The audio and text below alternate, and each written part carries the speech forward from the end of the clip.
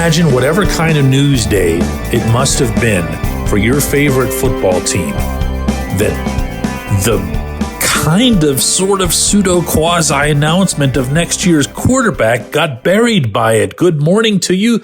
Good Tuesday morning. I'm Dejan Kovacevic of DK Pittsburgh Sports. This is Daily Shot of Steelers. It comes your way bright and early every weekday. If you're into hockey and or baseball, I also offer daily shots of Penguins and Pirates in the same place that you found this. I was in the Art Rooney annual media session, and you can go to DK Pittsburgh Sports this morning to our app, to our website. If you're the type who doesn't feel like spending on the internet, it's free if you can put up with a lot of ads. And on there, you'll find a complete transcript, syllable for syllable, of the entire event. You'll also find a column that I wrote in which I have 10 principal takeaways from the various things that he said. And we're, of course, going to talk about those on this program in the coming week as well.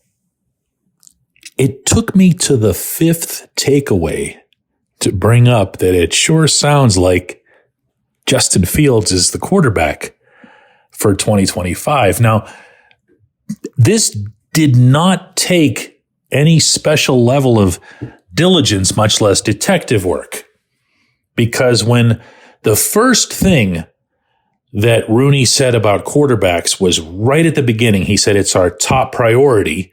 Now, what I think he meant, without putting words into his mouth, was that it's their first priority, as in it's the thing that's facing them right up front, chronologically, meaning we're going to sign one of these guys. We're not going to let him go.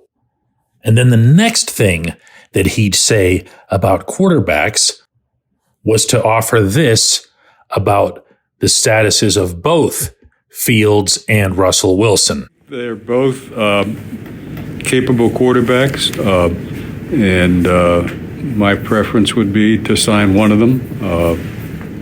So that'll be the priority, and I think that will give us the best opportunity to move forward. Obviously, we'll be looking in the draft as well. We've got a whole quarterback room to fill, and so there's jobs open in there, and so I wouldn't be surprised if we look in the draft as well, either this year or next, and so that's got to be the priority. Okay, now so the next thing after that was when he was asked if he would consider bringing both of them back, and he said that that's probably unlikely, in part because both of those guys, Fields and Wilson, see themselves as starters and don't feel like they'd want to share the job again next year. So then the next thing after that, if you're still carrying that magnifying glass with you, was when he was asked how Fields did over those first 6 games as a starter. And Rooney had nothing but good things to say, including how he handled the overall situation. The young quarterback who wants to come in and learn and grow, and I think he did grow. And then the next and final time the subject came up, it was whether or not the Steelers would weigh the age gap between those two as a variable, something they would take into consideration, that Fields is 10 years younger than Wilson. And Rooney replied, yeah, I think you have to take that into consideration. That's a factor. Hey, guess what? This is done. And this is done. And if you couple that with stuff that Fields told me in Baltimore about how much he'd love to be back, and if you're a believer in this sort of thing, looking at some of the pictures that Fields has been putting on Instagram lately of himself and his happy teammates, this doesn't come across as somebody who's thinking, man, I can't wait to get out of here. That's your quarterback. That's your quarterback. Rooney also acknowledged on more than one occasion that the Steelers would be looking at quarterback in the draft. But there's quarterback in the draft, and then there's quarterback in the draft. If you're going to get super serious about it, if you're going to get franchise happy and think that you've got to go find the next Joe Burrow, then you're trading way up, and you're doing a whole lot more than just parenthetically mentioning that you're looking at a quarterback in the draft. And finally, and this one's just a bonus, this was the cherry on top. And I also thought this was a little bit surprising. Rooney said that he'd like to have the quarterback room be made up of players with similar skill sets. Now, if you take that and you add that to what Mike Tomlin said a few days ago about how much they're valuing mobility and how much they want to have their quarterbacks moving around back there, you can take all of that, put it in one pile, and then one more.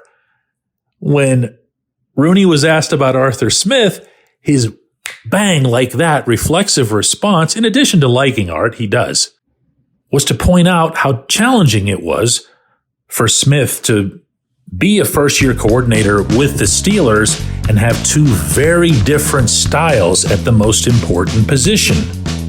All right, any questions now? You have your quarterback for 2025. You have it. It's Justin Fields. The end. When we come back, J1Q.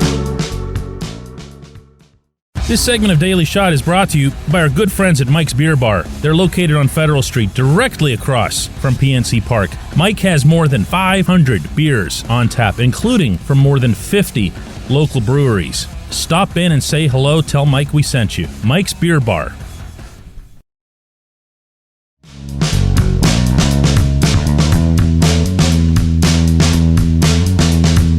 Today's J1Q comes from Richard, who asks, DK, is Art Rooney's statement about the offensive line needing to be an area of strength moving forward an indication that they're finally going to move on from Pat Meyer? No, that's the direct answer that I've got for you, Richard. First off, I think you might have misinterpreted his statement there. What he said is that he's optimistic about where the offensive line will be by next year. Now, he didn't elaborate on that, but I don't know that he has to. When you're talking about a first rounder at left tackle, a first rounder at right tackle, a second rounder at center, a Pro Bowler as of yesterday in Isaac Seumalo, congratulations to him, and a pretty promising, if not definitively so, young right guard in Mason McCormick. The general thinking is they're going to become stronger together. And on top of that, there was at least one suggestion from Rooney, and before him, from Mike Tomlin, that the coaches that would be most likely to be affected here are those who have expired contracts. Say what you want about that. Meyer does not have that. Meyer signed a 2-year deal a year ago, so he's still got another one to go.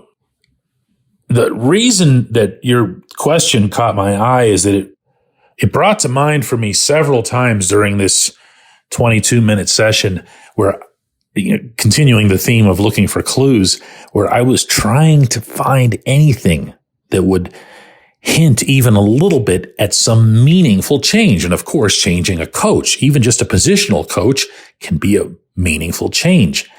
So whenever, for example, just to throw this one out there, probably a little bit recklessly, when Rooney went out of his way to single out, I thought, from the defensive standpoint, that the Steelers could not stop the run.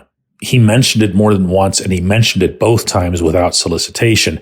Once, he actually went a little inside football on the process, which I also didn't see coming. It's not his norm, in pointing out that a lot of the times they just lacked gap integrity. They weren't getting where they needed to go, something you heard Cam Hayward talk about all through the season. Yeah, you might see where I'm going here, because Carl Dunbar, who's been around for a long time and is immensely respected by the players, he's the defensive line coach, and his contract is expired. So we could do that with several other things that he said, and maybe some of them would be responsible and fair, and maybe some of them would be what I just did.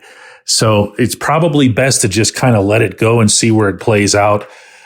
One very important point to stress here before I let you go today is that Rooney made it clear, and again, this wasn't what I was expecting, that the coaching decisions are not done. He also made clear that he really doesn't have much of an issue with either of the coordinators. So how many are going to be affected? Probably not many. Look, we can talk about this stuff till I'm purple in the face here. There isn't going to be much change. There isn't going to be that much worth breaking down, analyzing, digging deeper into. And anyone who didn't believe me when I said that, a couple of weeks ago, and then in turn didn't believe me when I said it a week ago after the Tomlin press conference, you're going to believe me now. They are just being the Steelers. They're just going to, I actually asked Rooney a question that sounded something like this. I said, is this basically going to be a setting where you just try harder? I don't even know if he picked up on that part of the question, but the answer, in essence, to all of this is, yeah, that's what they're going to do. They're the Steelers. They're just going to do Steelers things. I appreciate the question. I appreciate everybody listening to Daily Shot of Steelers. We'll do another one of these tomorrow.